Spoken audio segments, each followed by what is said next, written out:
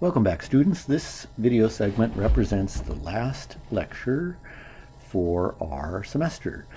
In this video segment, we will cover one section, section 8.2, series solutions for second-order linear differential equations. Okay, so in this video segment, I'm just going to do one example. In fact, it's an example that's done in your textbook, but I'm doing this in a slightly different manner. The solutions are equivalent, although I think my solution is a little better. But I'll let you be the judge. So the differential equation, or the initial value problem that I'd like to solve, is this. Solve the initial value problem, y double prime plus xy equals 0, where y of 0 equals 1 and y prime of 0 equals 0. Okay, so what's going on in this section is essentially the same thing we did in section 8.1, but there's one big difference. In the problems in section 8.1, the differential equations could be approached using non-series solutions methods for solution. That is, you could use Laplace transforms or chapter 4. But for the initial value problems in section 8.2, those methods will either be impossible or very difficult at best. Okay, so we're going to use series solutions to solve this initial value problem. So the first thing we're going to do is make the assumption that our solution is in the form of a power series centered at 0. So let's let y solution equal a sub n, the sum a sub n x to the n ranges from 0 to infinity. We're going to need a couple of derivatives of this power series, so we're going to use the technique, or we're going to use the forms of these derivatives that your author uses. So let's do it. We're going to need y prime. Okay, so differentiating underneath the summation sign, we get the sum n goes from 0 to infinity, and a sub n x to the n. Now we're going to make a couple of adjustments to this. We notice that when n equals 0, we get 0 as the first term. And that should make sense. The power series looks like, if you write it out, a sub 0 plus a1 x plus a2 x squared, etc. If we take the derivative of the series written out without the sigma notation, we see that the derivative of the first term is 0. So we lose a term. So that's reflected in the fact that we adjust the index of summation to n equals 1 to infinity of the same n a sub n x to the n.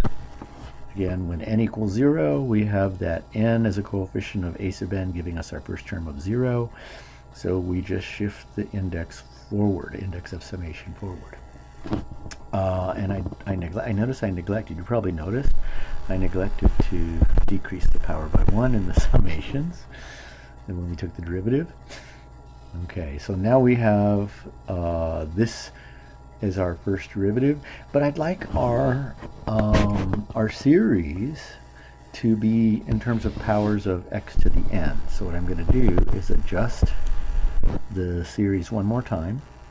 I'm going to increase the variable in the general term by 1, so that I'm looking at x to the n rather than x to the n minus 1. So I'm going to get n plus 1, a sub n plus 1, and increasing n minus 1 by 1, I get x to the n. But if I increase the variable in the general term by 1, I have to decrease the index of summation by that same amount, by 1. So this brings us to n ranges from 0 to infinity, n times n plus 1 x to the n. Now we take another derivative. So the second derivative of that last series, n ranges from 0 to infinity. Bring down the exponent, and a sub n plus 1 x to the n minus 1. Then I notice again that when n equals 0, the first term is 0, so I'm going to eliminate that term by shifting or starting the index of summation, not shifting it, just starting at n equals 1. Infinity of the same general term, n plus 1, n, a sub n plus 1, x to the n minus 1. I'd like my power series to be in terms of powers of x to the n, not x to the n minus 1. So for my general term, I'm going to increase the variable by 1, so n plus 1 becomes n plus 2. N becomes n plus 1, n plus 1 in the subscript becomes n plus 2, and x to the n minus 1 becomes x to the n. So I increased n by 1, so I'm going to decrease the index of summation, shift the index of summation down by that same amount. Okay, all of that so that I could have my y double prime to stuff back into my differential equation. So let's do it. Let's take these summations, whatever summations are appropriate for our differential equation, and substitute them into the left-hand side. So I'm going to have y double prime plus x times y equals, now I'm going to substitute y double prime, that's n runs from 0 to infinity, n plus 2 times n plus 1 times a sub n plus 2 x to the n. There's y double prime plus x times y, but y, the original, n runs from 0 to infinity, a sub n x to the n. So that's the left-hand side of the differential equation, and that must equal 0, the right-hand side of the differential equation. So our task is to figure out the nature of the coefficients a sub n in our series so that we can get a series solution. And this is really where the work begins. The method's not difficult. In fact, the method is the same as I did for the example in section 8.1. It's just a lot of work, and we have to be real careful with the subscripts and stuff, okay? All right, so I notice that I have an x as a coefficient of that second sum. So what I'd like to do is bring that x into the sum. I'd like to bring the x into the sum. So this means that we're looking at n ranges from 0 to infinity, the original first term that comes from the y double prime, a sub n plus 2 x to the n. Now I'm going to slip that x to the first power into the series, a sub n x to the n plus 1, n ranges from 0 to infinity, and that must equal 0. Okay, well, now I have that second series in terms of powers of x to the n plus 1. So I'd like to bring that back down to powers of n, so it matches up with the first series. So the first series I'm leaving alone, n plus 2, n plus 1, a sub n plus 2, x to the n, plus I'd like this second series to be in terms of powers of n, x to the n. So I'm going to decrease the variable in the general term by 1. So I'm now looking at a sub n minus 1, and x to the n plus 1 decreased by 1 becomes x to the n equals 0. So I decreased the variable by 1, so I'm going to increase or shift forward, increase the index of summation by that same amount, 1. Now this is great. Both of the series are in terms of x to the n. However, one starts at n equals 0, and the other starts at n equals 1. So I'm going to compute the first series with n equals 0, and then I'll have the remaining part of it starting at 1 and going to infinity. So when n equals 0 in the first series, this might confuse some here. So when n equals 0, what am I going to get for my first term of that first series? When n equals 0, I'm going to get 2, 0 plus 2 times 0 plus 1 times a sub 2 plus the rest of that series, plus n now goes from 1 to infinity of the same old general term. A lot of writing of variables and subscripts of this method. Okay, so continuing on, I'm not doing anything with the second series. X equals 0. So the series, these two series are set up real nicely to combine into one series. So what I'm going to do is exactly that. I'm going to combine the two series into one. So I'm going to get my 2a sub 2 plus combining to one series. They both range from 1 to infinity, so the combination will, the combined series will range from 1 to infinity. They both are in terms of powers of x to the n, so I can factor the x to the n out. And I'm going to get n plus 2, n plus 1, a sub n plus 2, plus a sub n minus 1, and then x to the n equals 0. That fancy stuff in the brackets is just a sequence. It's just a sequence of coefficients. So it's complicated looking, but they're just the coefficients in a power series. Now notice, on the right I have to get 0, and on the left I have to have a power series equaling 0. So the only way this can happen, the only way that this can happen for all x in that power series, is if each of the coefficients of those terms of the powers are 0. So I'm going to need 2a sub 2 to equal 0, and I'm going to need the coefficients of the powers n plus 2 times n plus 2 times n plus 1, a sub n plus 2 plus a sub n minus 1 equals 0. That last expression that I just wrote, that's going to be the expression that reveals what the coefficients a sub n look like. Well, I got one out of the way, so a sub 2 has to be 0. So one coefficient down, the other infinity of them are left for us to figure out. So let's use this equation, the second equation in the line just above, to figure out what the a sub n should look like.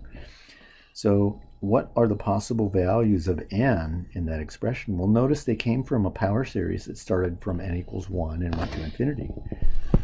So this second expression here is good for n greater than or equal to 1.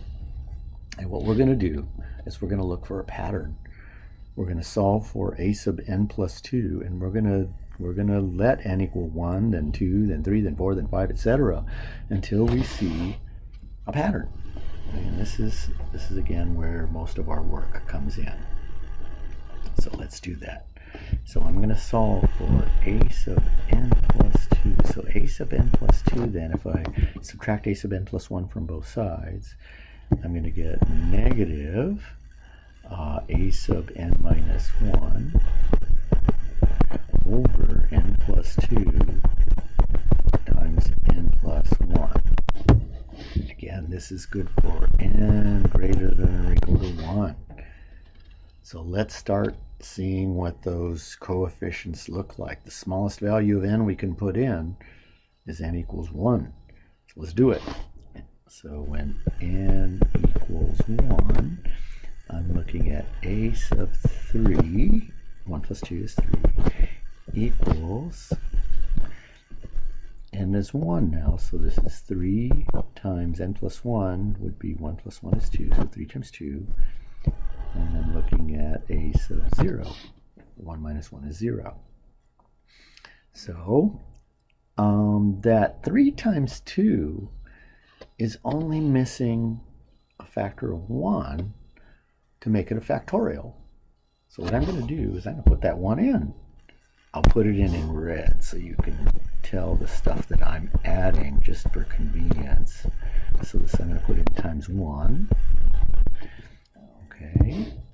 And what that means is that we're looking at negative a sub 0 over 3 factorial. Okay, so let's do this same thing with a whole bunch of other terms until we can see a pattern revealed. And there is one. It's kind of hard to see at first, but there is a pattern formed. So let's let n equal 2. When n equals 2, we're looking at then, let's see, we are looking at a sub 4 equals negative n equals 2. So I'm going to get 4 times 3. Let me see if I can shrink that down a little bit. Okay, 4 times 3, I'm putting n equals 2, and then a sub 1. A sub 2 minus 1 is a sub 1. Now notice that that denominator, if I had an additional couple of factors of 2 times 1, 2 and 1, I would have 4 factorial. So I'm going to slip that in. So I'm going to slip in 2 times 1 as a couple of factors in numerator and denominator. So what that tells me is that a sub 4 is negative 2 a sub 1 over 4 factorial. And I don't see a pattern yet. It's really impossible to see the pattern yet. There's quite a bit we need to do here. So let's take a look at the next one. When I substitute n equals 3, be real patient with this process. We get a sub 3 plus 2 is 5 equals negative. So I'm substituting n equals 3. So 3 minus 1 is 2. So I get negative a sub 2 over 5 times 4. Now this one's easy. This one's easy because a sub 2 is 0. A sub 2 was 0. Look over to the left and above. A sub 2 was 0. So that tells me a sub 5 is 0. Continue on. Patiently, we continue on until we see a pattern. So a sub 6 equals into the original it's called a recursive definition, as you substitute a previous value to get some subsequent values. It makes a recursive formula. So a sub 6 is minus 6 times 5 is in the denominator. A sub 5 is, oh wait, n equals 4. Well, that's not correct. N equals 4 is 4 minus 1 is 3. So a sub 3 is in the numerator. Okay, but we have an expression for a sub 3. So this is negative, let's do this, 1 over 6 times 5, and then a sub 3 is negative a sub 0. Let me see if I can do this. Negative a sub 0 over 3 factorial. Okay, now look at the denominator. It's 6 times 5, and then there's no 4, and then 3 times 2 times 1. in order for this to be 6 factorial, I'm going to need a factor of 4. So I'm going to insert a factor of 4. I'm going to insert right in here, factor of 4. So I'm going to multiply by 4 over 4. Hope that's not too squished in there. And what I'm going to get is the two negatives will multiply to be a positive. I'm going to get 4 a sub 0 over 6 factorial. Okay, and if we look back at these terms so far, it seems like there is no real pattern yet. We have 3 factorial to 4 factorial. We skip a term, we get a sub 5 is 0, then we have 6 factorial. Let's keep going. N equals 5. We're going to need a few more terms. So if n equals 5, I'm looking at 5 plus 2 is 7 in the subscript. Again, I'm using my original recursive formula, so we don't lose track of that. I'll attempt to make it, let's say green. There it is. I'm using that original recursive formula to find these values. So a sub 7 we get by letting n equal 5 on both sides equals negative a sub 4, because remember n equals 5, 5 minus 1 is 4, time over 7 times 6, but we know a sub 4, so this is negative 1 over 7 times 6, and a sub 4 is negative 2 a sub 1 over 4 factorial. Okay, and just like before, it would be nice to have 7 factorial. What we're missing from this to be a 7 factorial is a factor of 5. I don't think I can squeeze it in that. I might just be able to. 5 over 5. It's really looking kind of tight in there, but that's still okay. So the negatives are going to multiply to a positive. And I'm not going to multiply the 2 and 5 together. I'm going to leave them as 2 times 5. And I'm going to leave it as 2 times 5 times a1 over 7 factorial. Now we're starting to see a pattern, believe it or not. Look at the two, a3 and a4. a3 and a4 have 3 factorial and 4 factorial in the denominator. a6 and a7 have 6 factorial and 7 factorial in the denominator. Okay. Also, a3 has a sub 0 and a4 has a sub 1 in the numerator. A sub 6 has a sub 0. A sub 7 has that same a sub 1 with a sub 5 is 0. So if there's a pattern emerging, we would expect a sub 8, the next term, to be 0. It looks like we have 2 non-zero terms, then a 0 term, then 2 non-zero terms. So it seems reasonable that maybe for n equals 6, which gives us in our recursive definition a sub 8, we should get 0. Well, let's see what happens. Negative, putting n equals 6 into our recursive formula, we get a sub 5 in the numerator, and a sub 5 is 0. Bingo. We get a sub 5 in the numerator, we get 8 times 7 in the denominator. A sub 5 is 0. So we get 0 over 8 times 7. That is a great big fat 0. So we do have a pattern. 2 non-zero terms, then a 0 term. 2 non-zeros, then a 0 term. So what should we expect for a sub 9 and a sub 10 and their denominators? They should be 9 factorial and 10 factorial in their denominators. Well, let's see if that happens. Let's see if we can make that happen. So now let's let n equal 7, and we're looking at a sub 9. So 9 times 8. N equals 7, so we're looking at a sub 6. Our recursive definition has a sub n minus 1 in the numerator on the right-hand side. and n is 7. But a sub 6 is known to us, so this is 1 over 9 times 8.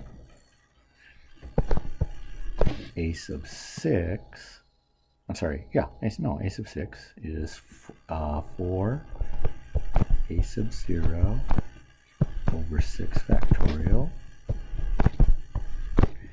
And just as before, in order for me to have 9 factorial in the denominator, I need I need an additional factor of 7. So I'm going to slip that in red. I think I would learn to make more room for those additional factors. And I'm not going to multiply the 4 and the 7, so I'm going to get 4 times 7 times a sub 0 over 9 factorial. Okay, and n equals 8.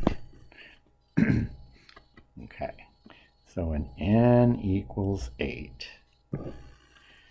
we're coming to the point where we might be able to see a pattern emerging. When n equals 8, I'm looking at a sub 10 equals a sub 7. Remember, our recursive definition has n plus 2 on the left, n minus 1 for a on the right. So here we go. A sub 7 over 10 times 9. A sub 7 looks like 2 times 5 a sub 1. See, I have to make sure here. I think I might be missing a sign somewhere. Ah, I am. Oops, I just kicked something. I'm going to go back and fix the sign for a sub 9. I forgot in a sub 9 the sign, the original sign. I have a feeling that a bunch of you saw it. I just have that feeling. I have a feeling that a bunch of you saw it and are thinking, oh God, I hope he fixes that before he goes too far. So there's the minus I forgot. There's the minus I forgot. There's the minus. So I corrected that. And I did it again for a sub 10. So there's a minus. Here we go. So continuing on. So we're looking at minus 1 over 10 times 9. This time I'll save some room. Times a sub 7. A sub 7 is 2 times 5 times a sub 1 over 7 factorial. 7 factorial. Okay, so I guess I should use parentheses there like I've been using. Let's do that. Parentheses. We would like an 8 as an additional factor to make a factorial. So I'm going to slip that in. Then it looks like I have 2 times 5 times 8 times a1 all over 10 factorial. There is, oh, and there's a minus. I keep forgetting that minus. Let's see if I can slip that minus in without doing too much damage here. Okay. Here we are. So look at the pattern. It looks like 2 constants, then a 0, then 2 constants, then a 0, then 2 constants, a 0. But there's another pattern forming. The first 2 constants are minus, negative, then we have a 0, then the next 2 constants are positive, then we have a 0, then the next 2 constants are minus. So we do have a definite pattern here. What I'd like to do is to write the non-zero terms and group them with similarities. Notice that half of the non-zero terms are multiples of a sub 0. A sub 3 is a multiple of a sub 0. A sub 6 is a multiple of a sub 0. A sub 9 is a multiple of 0. The other half of the non-zero terms are multiple of a sub 1. So I'm going to separate those out. So a sub 3 is a multiple of a sub 0. So I'm going to write a sub 3 down below here. So a sub 3 is negative 1 over 3 factorial times a sub 0. Okay. The next one that has a sub 0 is a multiple is a sub 6. A sub 6 is positive 4 over 6 factorial a sub 0. And then let's take a look at a sub 9. A sub 9 is negative 4 times 7 over 9 factorial a sub 0. Now there is a pattern forming here. What I'd like to do in the numerator of a sub 6 and a sub 9, I'd like to insert an additional factor of 1. An additional factor of 1. So look at a sub 9. 1 times 4 times 7. A sub 6. 1 times 4.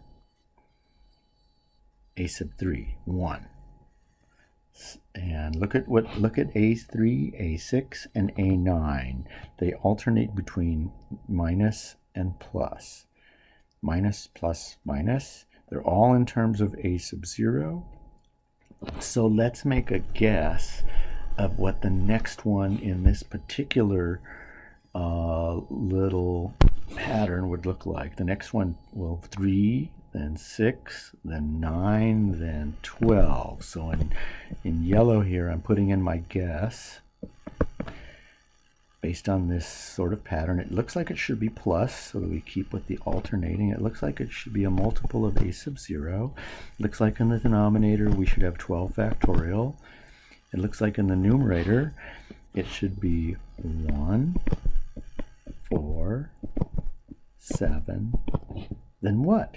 Each of those factors, 1, 4, and 7, are 3 units apart. If you take 1, you add 3, you get 4. Plus 3 is 7. Plus 3 is 10. So it looks like it should be 10 in that numerator. And you can go backwards. 10, take away 3 is 7, take away 3 is 4, take away 3 is 1. So there's a pretty good guess of what a sub 12 should look like. So let's look at a pattern for the other terms.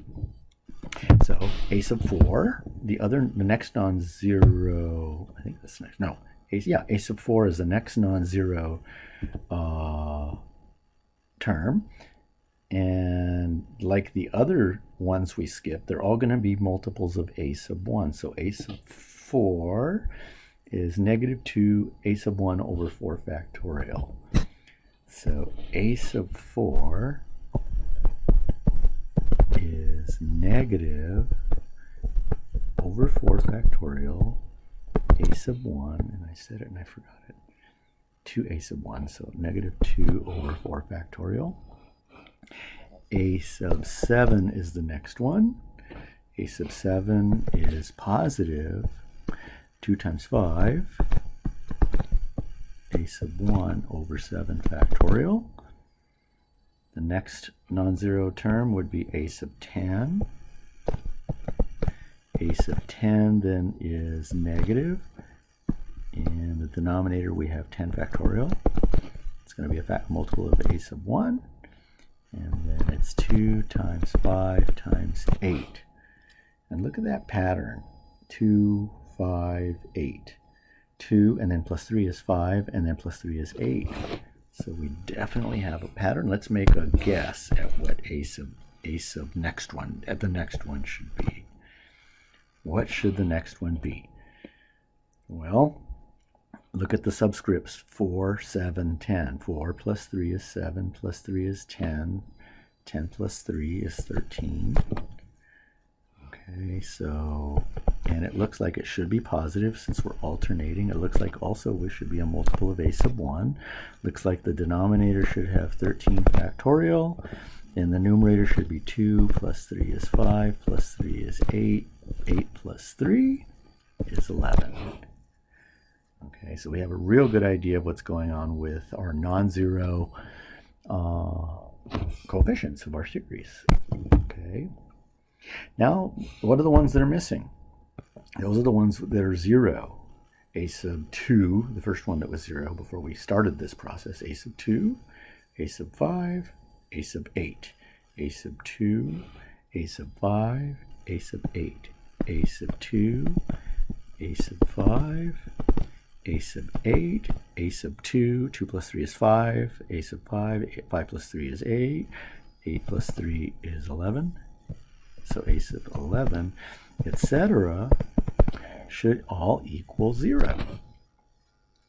Okay, now comes the pulling all of this together, Look at the terms on the right, the a sub 3, a sub 6, a sub 9, etc. I want to grab all of those and make them all the same color. We'll call them red. Okay, so I would like a formula for the red ones. So look at the subscripts, 3, 6, 9, 12. Those are multiples of 3. So it looks like a sub 3n equals multiples of 3. So a sub 3n, where n equals 1, n equals 2, n equals 3, n equals 4, etc., etc. They're alternating. So this is going to hold for n equals, in fact, it's going to hold for n equals 1, 2, 3, etc. And when n equals 1, I get a sub 3. I also get negative 1. So it looks like maybe we're going to get a negative 1 to the n. So we alternate. And we have a sequence, not a sequence, but we have a factorial looking thing in the numerator, but it's not really a factorial. It's a product, 1, 4, 7, 10, all the way up to where? Well, let's look at the denominator. And I think that might help us out. In the denominator, a sub 3 has 3 factorial. In the denominator, a sub 6, 6 factorial. A sub 9, 9 factorial. A sub 3n should be 3n factorial. Now look again in the denominator of, say, a sub 12. A sub 12 in the denominator has 12 factorial. In the numerator ends 2 less than that at 10. Once again, in the denominator, the denominator is 12 factorial. In the numerator, that product, 147, ends 2 less than 12. Let's see if that happens for a sub 9. And in a sub 9, we have 9 factorial in the denominator. 2 less than 9 would be 7. Bingo. That tells us that our product ends at the denominator without the factorial, but minus 2. That's tough. That's difficult. Well, this is 8.2. It's the end of our course, too, so stuff should be pretty rough. And these are multiples of a sub 0. Wow. So there's a sub 3n. Now let's take a look at the second column there. So let's get them all in one color. A color that might show up real nice. I'll make them blue.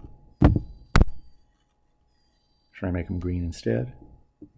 Yeah, blue looks too much like black to some here, so let's make them all green instead. So we got Christmas colors going on here, red and green.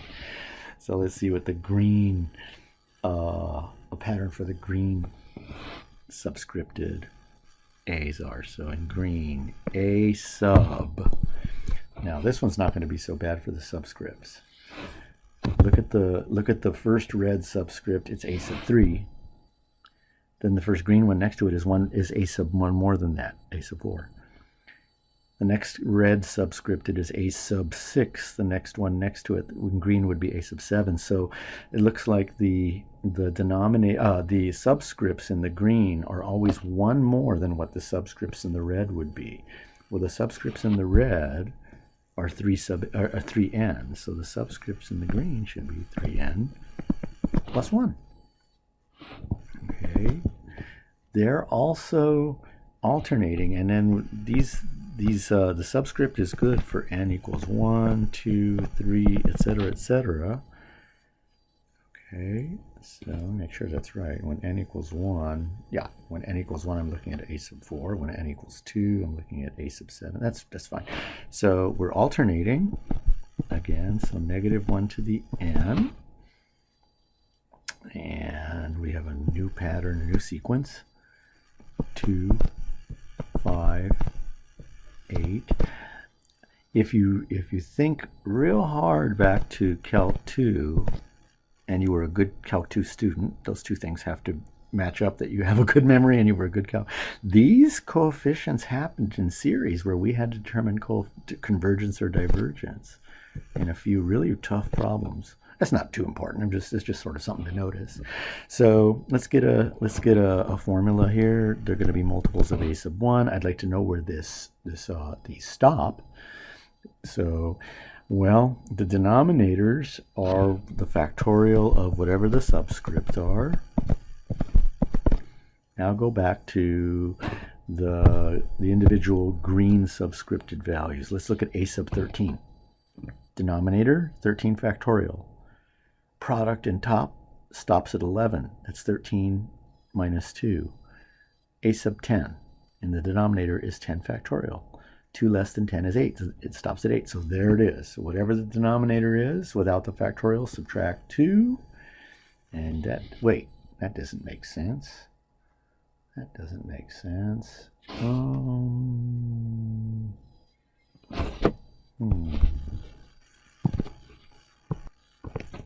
No, it really does make sense. I just confused myself. Whatever the denominator is, without the factorial, this is 3n plus 1. The pattern of multiplication on the top starts 2 less than that. 2 less than 3n plus 1. Well, what's 1 less than 3n plus 1? That would be 3n. And 1 less than that would be 3n minus 1. So all the way up to 3n minus 1. That was tricky. That was tricky for me. Okay. So there's a sub 3n, and there's a sub 3n plus 1, and those are the only non-zero coefficients we have in our series. Now,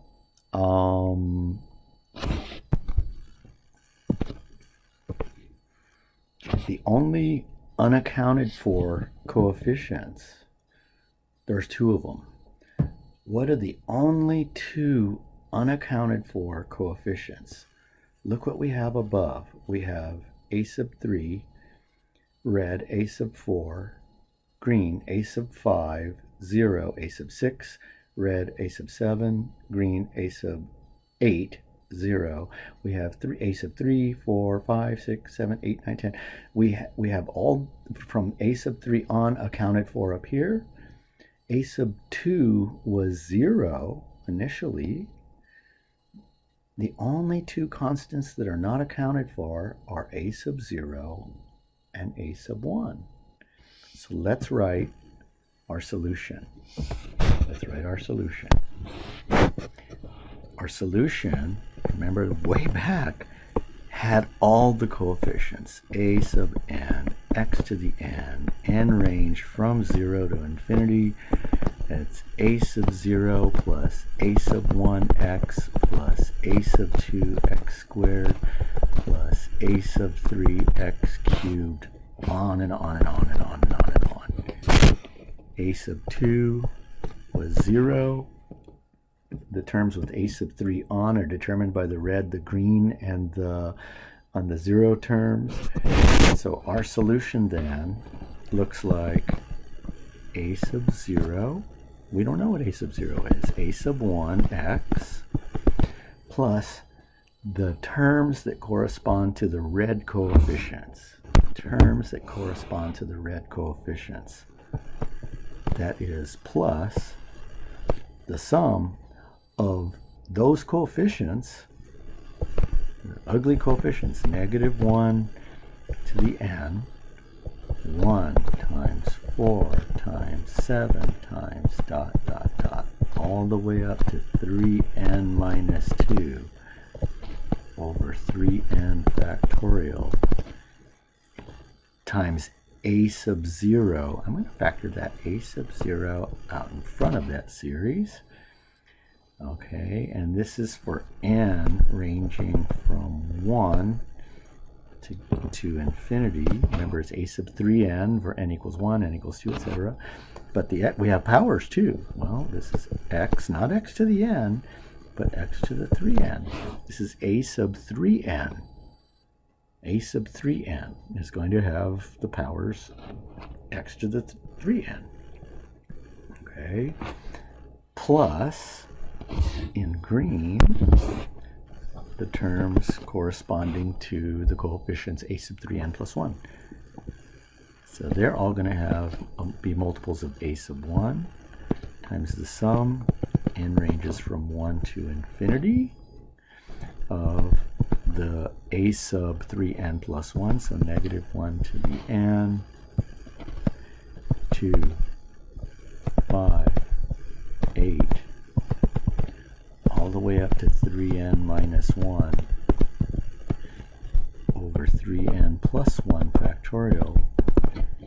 So that was a sub 3n plus 1. Those correspond to the powers x to the 3n plus 1.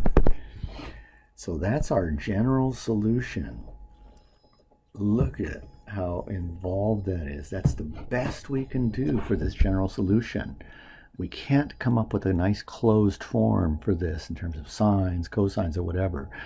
But it's satisfying what the general solution to a differential equation needs to satisfy from Chapter 4. Remember, in Chapter 4, we determined that the solution, the general solution to a second-order differential equation should be a linear combination of two linearly independent solutions, C2, Y2 of x. And that's exactly what we have here, where the C1 and the C2 are a sub 0 and a sub 1. Okay, so the a sub 0 and a sub 1 are arbitrary if we're just looking at a differential equation. Now, we're not finished. Ours is not a differential equation. Ours was an initial value problem. So there's the solution. There's the general solution to the differential equation. Now let's find the solution to our problem. Now we have two initial conditions. This is a little obscure here, but we've got two initial conditions. Our original initial conditions were y of 0 equals 1.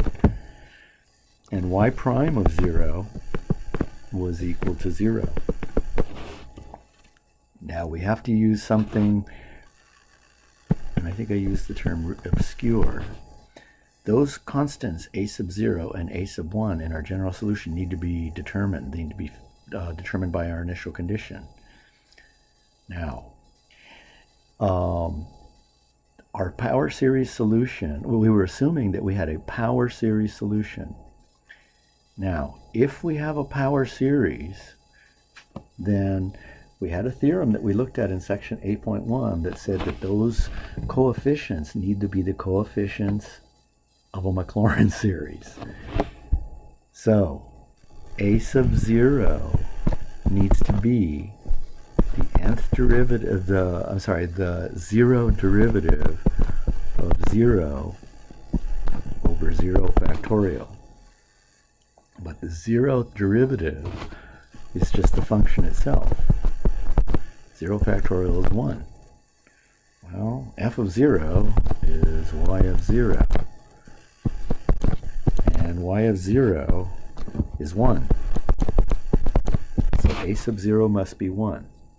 Okay, and again, the reason for this a sub 0 has to take on this this form is that the coefficients a sub n have to be the coefficients of a Maclaurin series. You thought you were done with Maclaurin series in Calc 2. Not so much. Maclaurin series in Calc 2 were the most important thing in all of Calc 2, and this is one of the reasons why. Okay, so a sub 0 has to be 1. Now y prime of 0 equals 0. Okay, so y prime of 0 has to equal 0. So a sub 1 has to be, by the formula for the coefficients of a Maclaurin series, the first derivative is 0 over 1 factorial, or f prime of 0 over 1. But f prime of 0 is y prime of 0. Y prime of 0 is 0. So the a sub 1 is 0. All that work to get that green part of our solution, it turns out that a sub 1 is 0, knocks out that whole portion. To end this, we write our power series solution.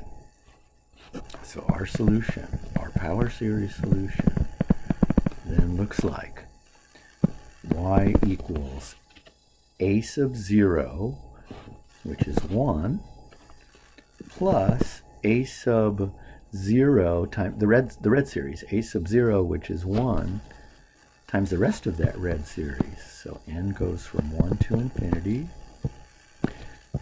negative 1 to the n, 1 times 4 times 7, all the way up to 3n minus 2 over 3n factorial. Horrific looking series, 3 to n. This is our solution, and it's the best we can do in terms of getting a nice closed form of a solution. It's the best we can do. So if you're a science major and you've solved a problem and this is what your solution is, how do you get the particular y values? Well, how do you figure out the y value at 3, the y value at 7? How do you figure out? What you do is you put x values into the series, then you have an alternating series. Then back to Calc 2. You use the alternating series estimation theorem to estimate the series to however many decimal places of accuracy that you're looking for. In Calc 2, the most important thing you learned in that course got you here to the ability to solve differential equations whose general solutions, or whose solutions have no real nice closed form. This is real-world mathematics. Real-world mathematics for STEM majors. And that brings us to the end of our course. And I'm looking forward to talking with all of you again soon.